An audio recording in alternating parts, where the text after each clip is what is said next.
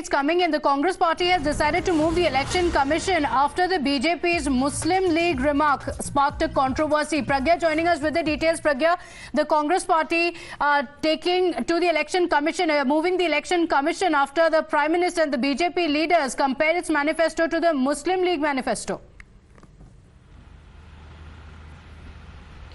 Well, BJP has also taken on Congress on various statements by their leaders, and in fact they had gone to Election Commission. And Election Commission is a body that is mandated to take action whenever there is a complaint by one party or one leader. But Congress is also not leaving any chance this time, and also approaching Election Commission to put pressure on them as well, saying that if you can't act on our complaint, how can you act on BJP's complaint? So probably, Congress is also saying that they will and they are going to approach Election Commission on this Muslim League remark.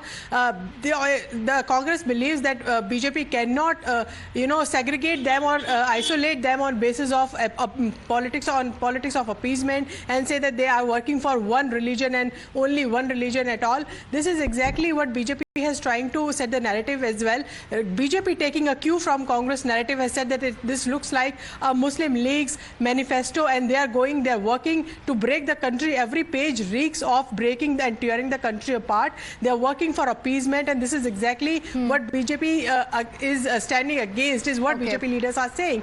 But Congress is also saying that they also need majority votes, and this is why they are trying to send a message across to all the Hindu voters and all the majority religion as well, that they are not just for one religion, but this is exactly what BJP is trying to portray them as, and this is why they have gone to Election Commission. All right, Pragya, thank you for joining us with those details. On that note, we're slipping into a quick break here. The fight only escalating. We're keeping a track of that. We'll be right back.